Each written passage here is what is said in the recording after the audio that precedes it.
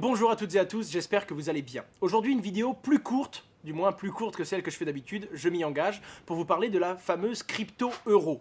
On en a entendu parler, ça a fait beaucoup de bruit, c'est vrai qu'il y a plusieurs acteurs français et européens qui veulent créer une crypto-monnaie basée sur l'euro, une crypto qui remplacerait, peut-être dans l'avenir, dans une nouvelle société sans cash, l'euro qu'on utilise aujourd'hui. Alors, je voulais faire une vidéo très courte pour faire premièrement un historique, qu'est-ce qui s'est passé et depuis quand on entend parler de cette fameuse crypto-euro. Est-ce que c'est sérieux ? Deuxièmement, quels seraient les avantages, mais aussi et surtout, quels seraient les inconvénients? Parce qu'il y en a pas mal, notamment un gros inconvénient social dont on parle pas trop.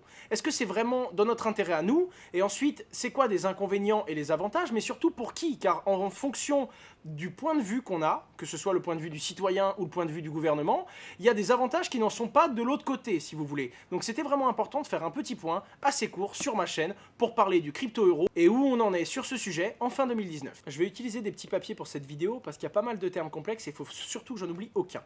Premièrement, on en a entendu parler pour la première fois dans la bouche de Bruno Le Maire. C'était pendant qu'on commençait à parler beaucoup de Libra, mais Bruno Le Maire, donc le ministre des Finances françaises, a parlé d'un fameux crypto-euro pour la première fois en mars 2019. Peu de temps après, lui il n'avait pas parlé d'un crypto-euro, il avait parlé d'un euro numérisé. Peu de temps après, on a commencé à entendre le terme crypto-euro dans beaucoup de sites internet, de médias, de magazines qui traitaient la crypto-monnaie et plus globalement de la finance en général. Très peu de temps après, en novembre, c'est la Bankenverband, j'espère ne pas mal le prononcer, c'est un groupe qui regroupe environ 200 banques allemandes qui a été appelé à la création d'une crypto-monnaie pour la monnaie européenne.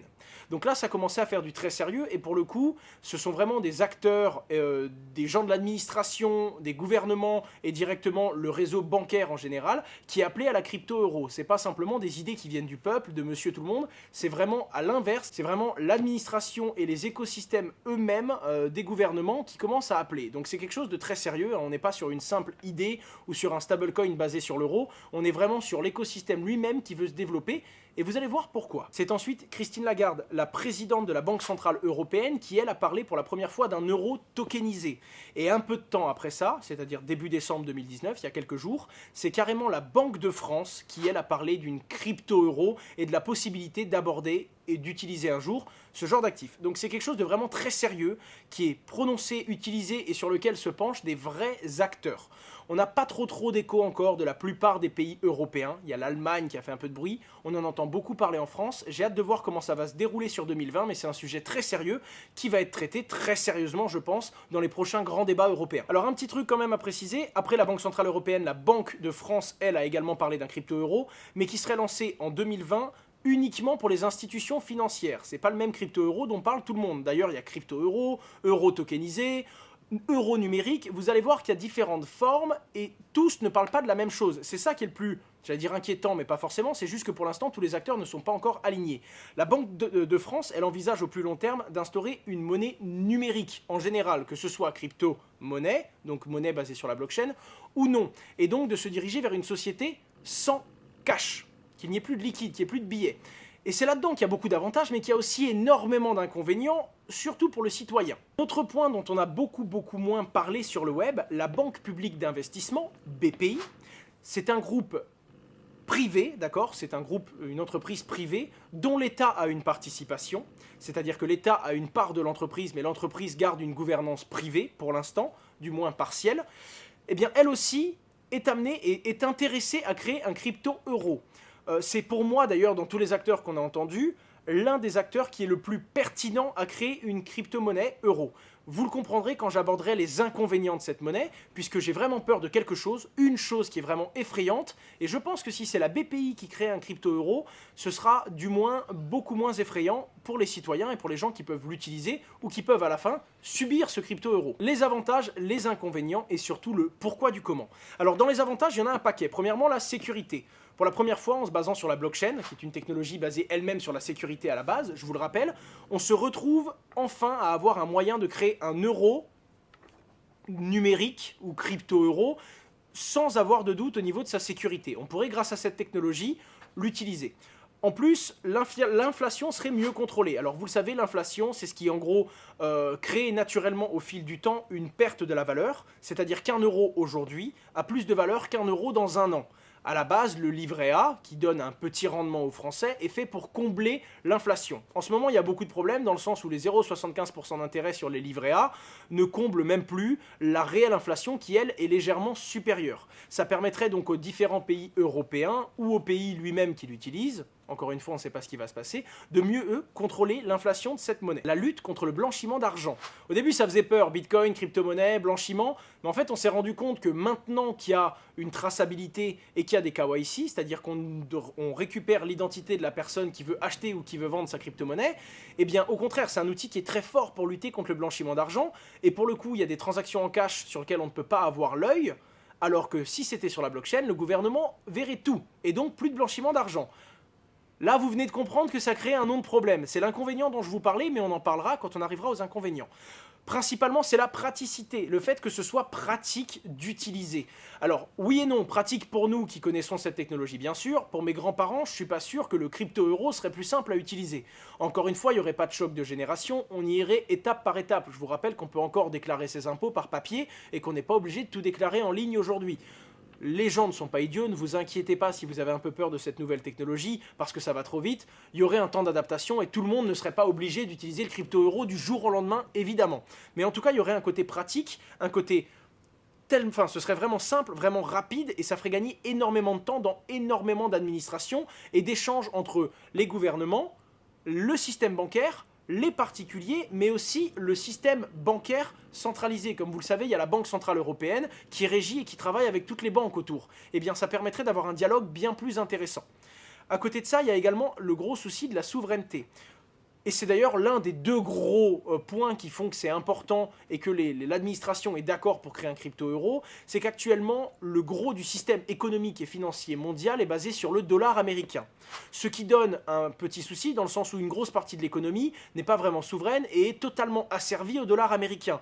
D'ailleurs, le dollar américain, qui lui est gouverné par la puissance, on va dire, des États-Unis d'Amérique, c'est elle qui peut mettre un embargo sur certaines décisions. Et donc, il y a plein de business local, plein de business européens, et c'est ainsi pour ça que la Chine essaye de créer sa crypto-monnaie. C'est d'ailleurs le gros point apporté par le gouvernement chinois dans sa crypto-monnaie. C'est pour se détacher et en quelque sorte s'affranchir de ce fameux dollar américain qui impose un petit peu ses règles au système économique mondial. C'est l'un des gros points. Là, c'est d'un point de vue totalement macroéconomique et d'un point de vue beaucoup plus européen, évidemment. Ça touche un petit peu moins le citoyen. Du moins, on en a un peu moins conscience. Mais c'est l'un des gros points qui font que ce crypto-euro est pris très au sérieux par l'administration et les différents gouvernements. Il y a un petit point, je l'ai rajouté, je ne l'ai pas vraiment vu dans d'autres médias, mais je le pense. Quoi qu'il arrive, si il y a une crypto-euro utilisée par le gouvernement et toutes les entreprises françaises, ça va faciliter considérablement l'adoption du Bitcoin et des autres crypto-monnaies. Pour le coup, si on adopte une crypto-monnaie euro, je ne parle pas de euro numérique, hein, je parle de crypto-monnaie euro, à ce moment-là, toutes les autres crypto-monnaies deviendront un outil que tout le monde connaîtra, puisque ce sera rien de plus qu'un dérivé de ce que tout le monde utilise. Donc pour la démocratisation, c'est un bon point, en tout cas dans ce sens-là. Après, il y aurait un gros changement de paradigme, dans le sens où il y aurait... en fait, comment vous expliquer? Le système bancaire à l'heure actuelle, c'est un système d'écriture, c'est que de la comptabilité. Quand une banque va prêter à une autre banque, il ne va pas y avoir un envoi de fonds, c'est une écriture comptable. L'une banque se crée une dette, l'autre banque se crédite de l'argent. Et c'est ce qui fait justement qu'il y a déjà eu des bulles financières, c'est-à-dire qu'à chaque fois qu'il y a eu des abus, c'est parce qu'il y a de la création monétaire ex nihilo, on peut créer de l'argent. D'ailleurs, je vous invite énormément à regarder la vidéo que j'ai faite avec Monsieur Mombine il y a un peu plus d'un an de ça, je vous la mets en fiche. Lui, il parle énormément de ça et du système bancaire actuel, le fait que les banques puissent créer de la valeur sur des simples écritures comptables. Là, pour le coup, s'il y a un crypto-euro, il n'y aurait plus ce genre d'écriture, ce serait des vrais transferts. C'est-à-dire que quand on envoie de l'argent à quelqu'un, actuellement, la banque, elle fait juste une écriture, elle se crée une dette, et l'autre banque reçoit ça dans sa comptabilité, là pour le coup on demanderait à vraiment envoyer les tokens. Et du coup ça diminuerait un petit peu, on va dire, le fonctionnement qu'ont les banques en ce moment entre elles, de tout faire fonctionner sur des écritures comptables, et le fait d'ailleurs que si tous les êtres humains de la planète voudraient retirer à l'instant T leur monnaie dans les banques, il y aurait des problèmes et elles ne pourraient pas. Simplement parce que toutes les banques n'ont pas l'argent qu'elles devraient avoir réellement, si vous voulez. Et ça c'est assez intéressant, et je pense que ça pourrait permettre de, on va dire, je ne vais pas dire régler le système financier, car on ne sait pas comment serait tournée cette monnaie, mais en tout cas de moins le dérégler d'année en année, comme ça se passe à chaque fois. Le système se dérègle, et quand il se dérègle trop, il y a une crise économique et on remonte. on met plus de régulation, plus de systèmes, plus de contrôle, et on repart dans un cercle vicieux qui fait qu'à un moment ou à un autre, il peut y avoir une nouvelle crise financière. Maintenant, parlons des inconvénients, 4 principaux. Premièrement, la difficulté à mettre en place. C'est une nouvelle technologie à une grande échelle qui va toucher tous les pays, car n'oublions pas que c'est l'euro. C'est donc pas un pays utilisé que par... Enfin, c'est donc pas une monnaie utilisée que par la France, c'est une monnaie utilisée par toute l'Union européenne. Donc, gros chantier. Ça se fait pas en 2 mois. Deuxièmement, la régulation. C'est-à-dire que chaque pays va devoir accepter, ainsi qu'au niveau européen, le fonctionnement, les lois qui s'appliquent à ces monnaies-là. Ça va être totalement...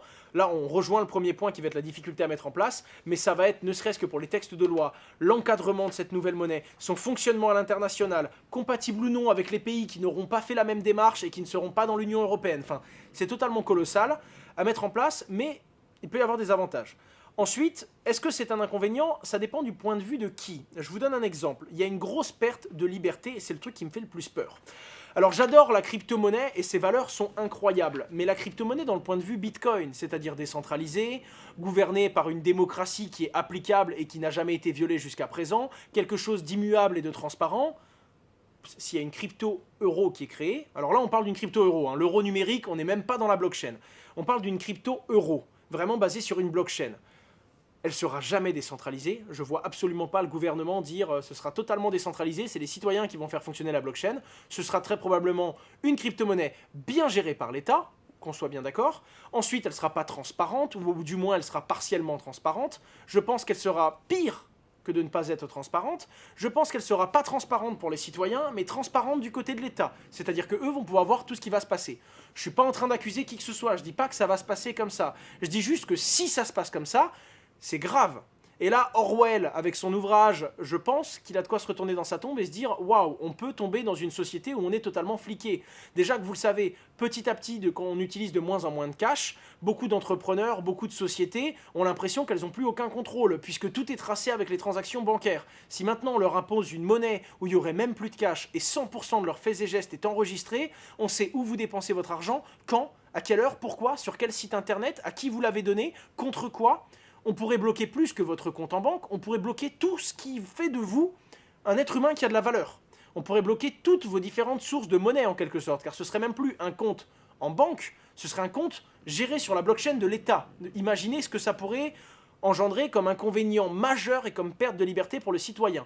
Attention, tout comme le Libra de Facebook, ça sert à rien de crier au loup, on ne sait pas encore ce qui va se passer.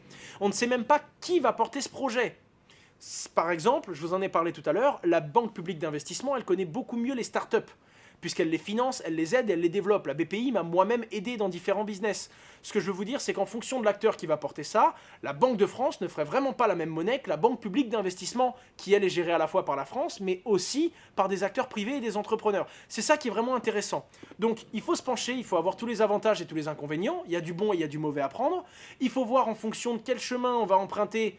Là, il faudra peut-être crier, et là, il faudra peut-être dire attention, ce qui va se passer, c'est grave, mais autant on va emprunter un chemin qui est beaucoup plus fair. En attendant, c'était pour moi important de faire une vidéo récapitulative, non pas seulement de tous les articles qui sont sortis dans la presse, mais surtout avec une petite réflexion, ce que j'en pensais, et vous apporter, vous, un moyen de réfléchir, et surtout, j'ai besoin de votre vision. Je suis très intéressé par avoir votre débat, vos commentaires, et que vous disiez tout simplement dans la description ce que vous en pensez. Et principalement le pourquoi, c'était parce que c'était pour essayer de s'asservir du coup du système, car actuellement nous sommes vassaux des Américains et de leur fameux dollar. L'Europe, la Chine, et il y a plein d'autres pays indépendants qui, eux, veulent aussi essayer de s'émanciper du dollar américain. Profiter de l'essor des crypto-monnaies plutôt que de le subir. On a une nouvelle technologie qui est incroyable, on pourrait l'utiliser à bon escient plutôt que de subir ces cryptos qu'on ne comprend pas qui viennent dans tous les sens. Je parle évidemment au nom du gouvernement et de ceux qui découvrent cette technologie. Et pour terminer, certains, pour moi c'est pas vraiment un point, mais certains c'est contrer le Libra de Facebook. Facebook pourrait devenir la plus grosse banque de la planète et créer sa première monnaie utilisable partout dans le monde basée sur différentes devises. Là pour le coup ça pourrait permettre en quelque sorte de s'émanciper de cette menace. Si c'est une menace évidemment, encore une fois, Facebook n'a rien sorti pour le moment, mais en tout cas voilà, c'est les principales raisons qui font qu'il y a une vraie question, il y a un vrai sujet, et c'était important de l'apporter sur ma chaîne. En attendant, j'aimerais bien avoir votre avis, j'aimerais bien avoir vos retours là-dessus, qu'est-ce que vous pensez? Je vais vous demander d'être le plus, on va dire, factuel possible. Pour l'instant, il n'y a pas de crypto-euro. Pour l'instant, on ne sait pas si c'est une entreprise publique qui va faire un truc opaque et centralisé, géré par le gouvernement, ou quelque chose qui peut être beaucoup plus fair, beaucoup plus décentralisé en quelque sorte. L'avantage qu'il y a, c'est que le gouvernement français n'aura pas toute la main mise dessus, puisque c'est une monnaie qui sera probablement européenne. Et à ce moment-là, si c'est une monnaie européenne, c'est une monnaie que tous les pays européens auront acceptée. Et c'est très drôle, mais il n'y aura pas trop de gouvernance que pour un pays, dans le sens où on doit faire accepter ça à tous les autres. Donc si un pays veut abuser, on va dire, sur le contrôle qu'il veut avoir de la blockchain et de ses citoyens, il va falloir que tous les pays acceptent la même chose. Et on va dire une bêtise, imaginons que le pays A veut vraiment abuser, faire quelque chose d'opaque qui lui permettrait de contrôler tous les flux de ses citoyens et de, en quelque sorte, on va dire, de les monitorer. Là, ce serait du surespionnage ou ce serait vraiment abusé. C'est-à-dire que j'aimerais bien voir ce que pense Edward Snowden de ça. À côté de ça, il y a d'autres pays qui vont dire « mais jamais de la vie, on va accepter ça ». Et là, il y aura des débats européens, c'est-à-dire que les citoyens ne seront pas dans l'ombre et seront forcément au courant de ce qui va débattre. Donc ce sera très intéressant. Et j'ai pas peur qu'il y ait une prise de contrôle d'un coup des gouvernements, puisque ça devra être public, et je pense que la démocratie, qui est quand même le système sur lequel est basée l'Europe en général, devra être au courant de ce qui se passe, et on n'aura pas de mauvaise surprise en mode du jour au lendemain, vous allez adopter ça, ça va se passer comme ça, et vous n'avez pas le choix. Je pense même qu'il devrait y avoir des votes, et pour un truc aussi gros, la nation et les citoyens devront donner leur avis. Voilà, encore une fois, c'est de la spéculation. Je vous invite à débattre dans les commentaires. Je ne vais pas m'étaler plus sur cette vidéo pour la simple et unique raison que je vous avais promis qu'elle serait plus courte.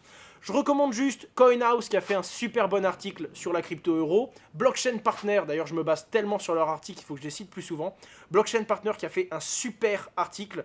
Que penser de l'idée d'un crypto-euro? Ils ont fait une bonne analyse, c'est dans la description également. Capital, qui a également sorti un bout de papier. Toujours Grégory Raymond derrière le stylo. Je vous remercie d'être resté jusqu'au bout de cette vidéo. Je vous mets également une offre d'emploi dans la description. Il y a Just Mining, cette fois-ci, qui recrute un stagiaire pour son pôle marketing et développement à l'international.